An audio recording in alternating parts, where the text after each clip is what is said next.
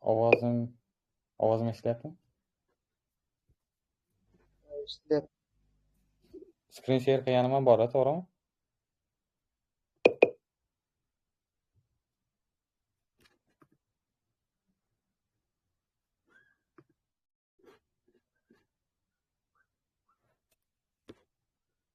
Xo'sh. Bizga teledart package kerak bo'ladi. Teledart. 2 yil oldin publish bo'lgan, ancha eski bo'lishiga qaramasdan hozir stabil, normal ishlaydi. Dart va Flutter proyektlarida bemalol ishlatsa bo'ladi.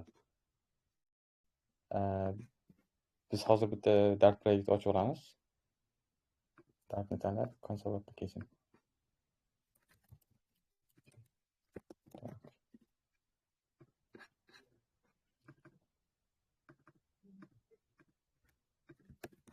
Xo'sh, main Dart faylga har doimgidek package mana package bemalol ochib o'qib chiqsalaringiz bo'ladi. Hozir men sizga eng basic versiyasini ko'rsataman.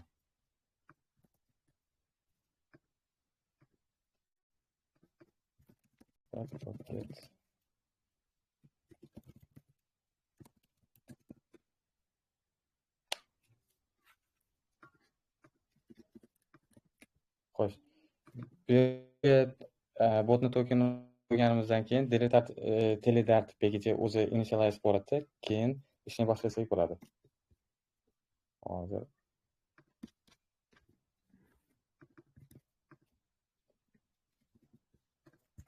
Dart bin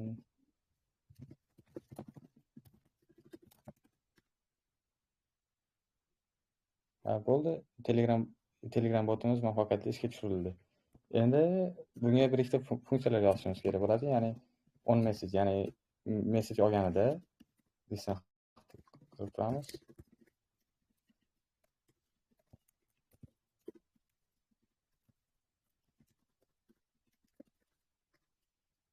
O'zgartirish kiritganimizdan keyin botni to'xtatib yana qaytadan restart qilish kerak. O'zgarishlarni ishlash uchun. Xo'sh, hozir on message, ya'ni message olganida messajni konsolga print qilishni buyruq berdik, ya'ni botimizga kirib ko'ramiz. Start. Salom. Mana hamma ma'lumotlar keladi, ya'ni men qanaqa Telegramdaman, qaysi tilda ishlataman, manzil, soatim, ya'ni chat ID. Agar gruppa bo'lganda mana bu type group bo'lib keladi.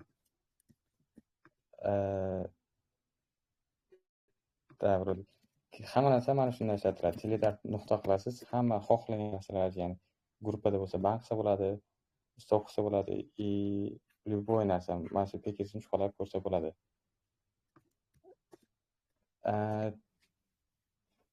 Bunda hozir ishlab turgan botim bor. Bu ozroq murakkabroq, lekin misol uchun zakaz beradigan Oqtepa yoki Evislarga o'xshagan bot qilmaganman. Botimning mazmuni mana hozir. Lokatsiya yuboraman. Lokatsiya yuborgandan keyin menga rasmini bir ikkita ma'lumotlar kiritishimni so'raydi, ismini yoki mana nomerini.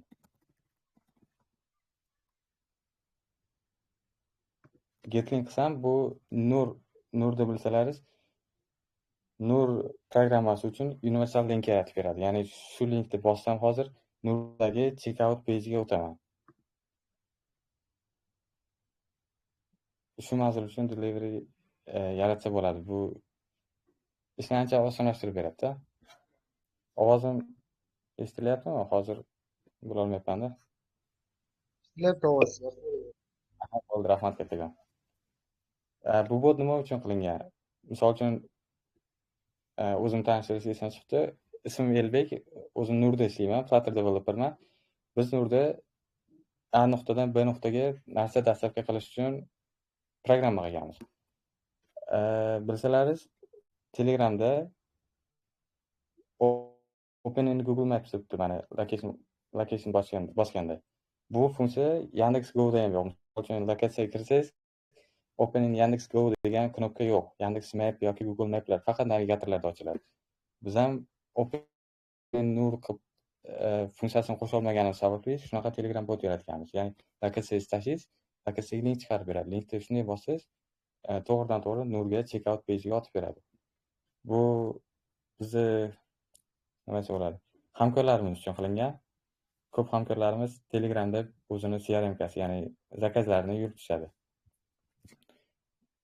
Bu hozirgi kunda stabil ishlab turgan eng avvalgi botim. Bunga har xil komandalar qo'shganman. Bu faqat adminlarda bor bu komanda rollari. Ya'ni users, get groups, get users, get database, reklama yuborsa bo'ladi, send qilib, get admins, statistika ham bor, kim qancha ishlatgan, get translation. Bu botda translation bor, mana har bitta keyni 3 xil tilda ishlaydi-da. Birinchi qabul qiluvchi deb turibdi, bu bot 3 xil tilda ishlaydi.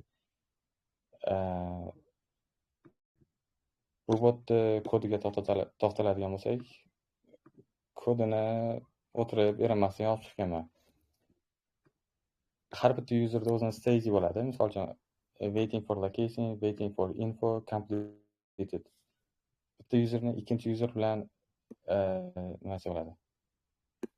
Chat aralashib ketmasligi uchun botni alohida saqlash uchun hammalarini ko'rib turgan bo'lsalar razmetni key doim chatni ID'si bo'ladi. Misol uchun meni ID'm unique bo'ladi, birovni chat ID'si unique bo'ladi. Hammasini unique saqlash uchun keyga shuni biriktirganman. Xo'sh. Misol uchun data bazasini ko'rsatadigan bo'lsam, data bazasi oddiy SQL da qilganman. Hamma narsani saqlayman. Gruppalarda, translationlarda, userlarda bu narsalar nimaga saqlanadi deb so'rasalar, keyinchalik userlarga reklama yuborish uchun botlarda userlarda ID'sini saqlab yurish kerak doimo. Chunki keyinchalik ola olmay qolasiz. Hozir yuborsam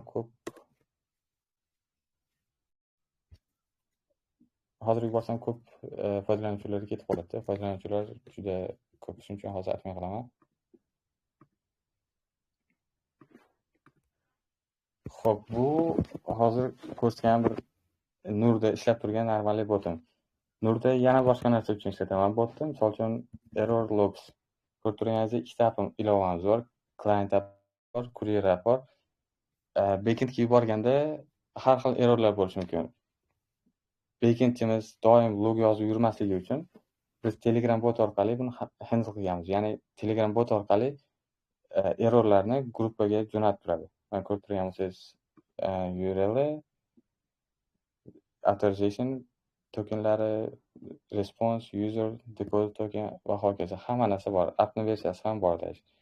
Bu bizga juda ham qulay tushgan. Sizlarga ham buni sinab ko'rishni maslahat beraman. Bu qanday yoziladi desalaringiz, bu interceptor, ya'ni DAO ishlatasizmi, boshqa narsa ishlatasizmi, interceptorga tiqib yuboriladi hozir. Client appimizni HTTP serversiga kiradigan bo'lsam, ichida mana Telegram interceptor degan narsa bor. Telegram interceptorda 10 erroriga qo'yganman, hamma narsani handle qilish, ya'ni chiroyli qilib message yuboradi. Buni xohlasalaringiz tashlab qo'yaman DevTalk gruppaga, xohlasalaringiz GitHubga yuklab qo'yaman, farqi yo'q. Bu hozirgi kunda aktiv ishlab turgan ikkita botimiz.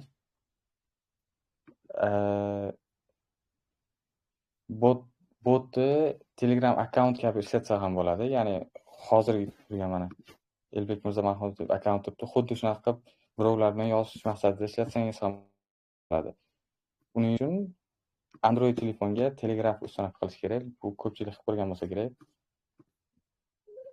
Hozir mana Telegrafga kirayotganda nomer bilan emas, pastda login with bot token deyiladi.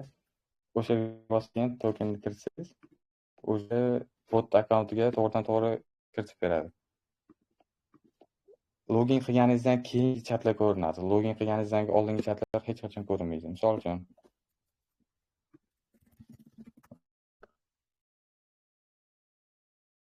yubordim.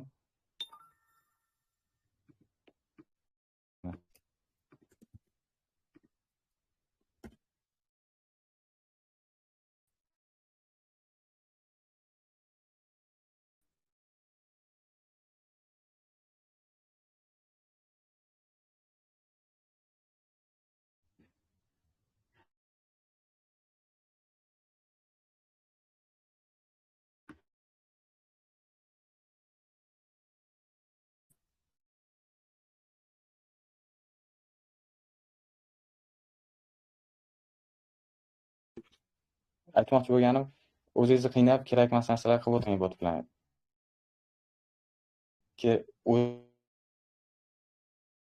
Tayyor narsalardan foydalanish kerak. Mana bu yoqda ham ketdi. Kelgan bo'lish kerak mana. Bemalol chat qilsangiz bo'ladi. Da.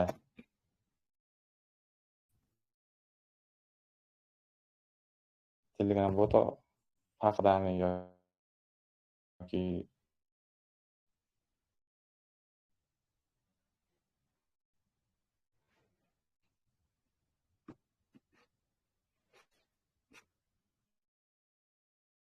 kimning savollari yo'qmi?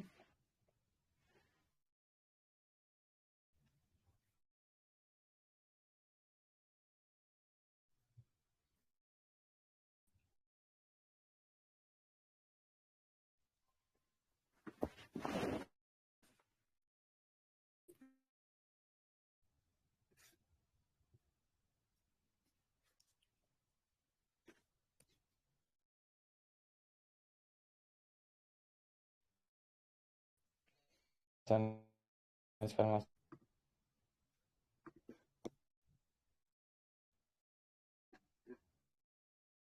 10 message farq qiladi. Ya'ni start Ovozingiz sal uzilib kelyapti. Bitta mengami bunda? Ovoz uzilib qolyapti lekin oxirgi gaplaringiz.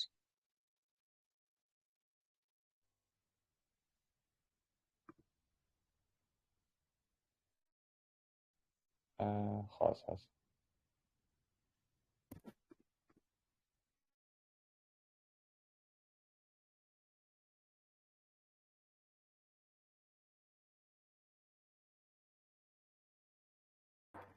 Allo. Ovozim yaxshilandimi endi? Ha, yaxshilandi. Bo'ldi, rahmat kattakon.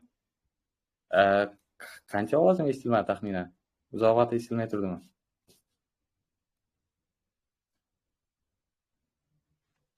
Uzoq vaqt emas, o'sha savollar bormi deganingizdan keyingi gaplaringiz va undan oldingilari ham unchalik yaxshi eshitilmagandi menga. Ha, bo'ldi, rahmat.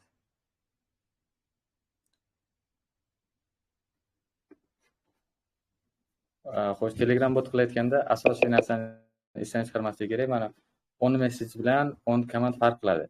Ya'ni 10 message oddiy defaultni xabarlarni olib keladi, 10 command esa faqat komandalar. Misol uchun mana start deb yozsak, bu yoqda mana print bo'lmayapti, qaniydi.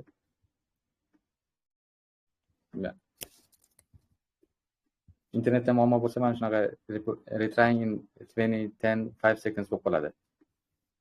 Keyin bot ishlamay turadi. Ancha vaqt. Internetda muammo bo'lsa.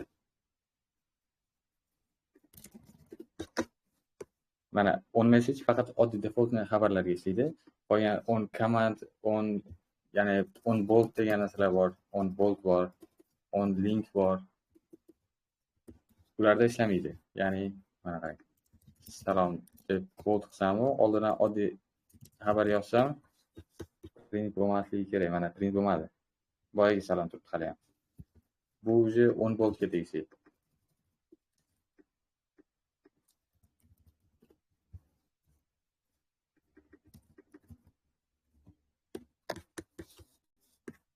Mana entities bolt deb kelyapti.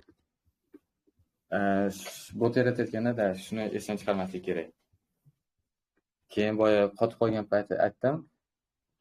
Telegram botni, ya'ni login qilib akkauntda foydalansa bo'ladi. Odamlar bilan yozishib, misol uchun mana o'zimda akkaunt bilan yozishyapman. Buni bunaqa qilish uchun Telegraph ishlatish kerak. Androidda, iOSda iloji yo'q. Umuman iloji yo'q. iOSda ko'rganman. Keyin yana bitta narsani aytib o'tdim. Boya internetdan chalib qotgan vaqtda Telegram botni error log qilib ishlatsa bo'ladi. Ya'ni application qilgansiz, veb-saytmi, appmi, productionga chiqqan bo'lsa, qaysi endpointdan qanaqa error kelayotganini bilish uchun mana shunaqa bot orqali gruppaga yuborib tursa bo'ladi. Bu ideya qayerdan kelgan desangiz, birinchi marta PayMe bilan integratsiya qilayotgan paytim PayMe'da shunaqa boti bor ekan. Любой tranzaksiyani xohlagan gruppangizga emas, o'sha grupp Telegram botda qo'shgan gruppangizga jo'natib turadi. O'sha ideyadan kelib chiqib, mana shunaqa endpoint yaratganman, bot yaratganman. Любой narsani ko'rsatib turadi, kerak bo'lgan bodiesini, responsini, userni datasini. Ilovani ichida bo'lgandan keyin ilovada bor hamma datani bu yoqqa yuborsangiz bo'ladi. Ya'ni appni versiyasi ham bor pastda. Shunga qarab qaysi pejda qanaqa muammo bo'layotganini, userlar noto'g'ri foydalanayotganini bilsa bo'ladi. Bu juda ham qo'l kelgan. Hozir ikkita appimizda bor bu narsa. Courier appda ham bor, mana. Client appda ham bor. Maza qilib ishlatsa bo'ladi, foydali narsa. Buni kodini GitHubga yuklab, gruppaga tashlab qo'yaman. Mana Telegram interceptor orqali ishlatilgan. On errorda, ya'ni error kelsa, polni gruppaga yuborib turaveradi. Mana bu esa boya ishlab turgan botimni kodi. Buni ham ko'rsatdim. Hech kimda savollar yo'qmi? Oddiy pekej, shunchaki dokumentatsiyasini o'qib chiqsa, cho'tki bot yaratsa bo'ladi. Keyin botni qanday ishlatib turaman desa, faqat kompyuterda emas, server sotib olib, arzonroqqa $5 oyiga, bilmadim. Shunaqa serverlarga deploy qilsangiz bo'ladi. Xohlasangiz telefoningizdan ham qilib qo'ysangiz bo'ladi, lekin telefoningiz stabil internet bilan ta'minlangan bo'lishi kerak.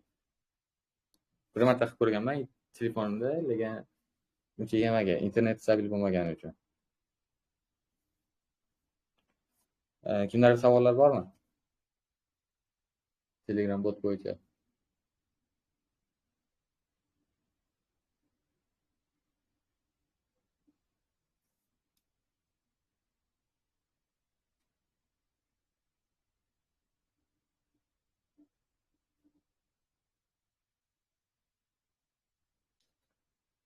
Hech kimda savol bo'lmaydigan bo'lsa, Telegram botni eng oddiy versiyasidagi kodni, keyin boyagi ilovalarning ichida ishlatilgan interceptorda, ya'ni gruppaga errorlarni yuborib turadigan kodni ham GitHubga deploy qilib, gruppaga linkini tashlab qo'yaman. Rostdan hech kimning savollari yo'qmi? Bo'ldimi? Hamma narsa tushunarli.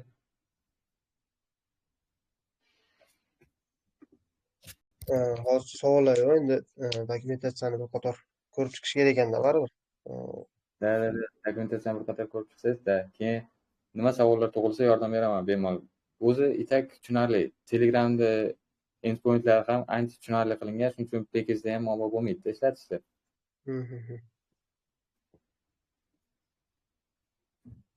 Tushunarli. Endi Unda sinab ko'rilsa chiqadi, endi muammo deyman.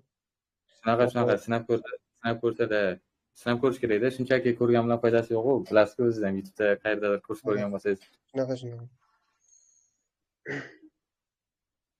Bo'ldi, unda hammaga rahmat. Bugun kunimiz juda isroljon aka bo'lmagani uchunmi, bilmadim, juda qisqa o'tganday bo'ldi. Hammaga tushunarli bo'lgan bo'lsa rahmat kattakon. Rahmat sizga ham, sog' bo'ling. Rahmat, Amir aka.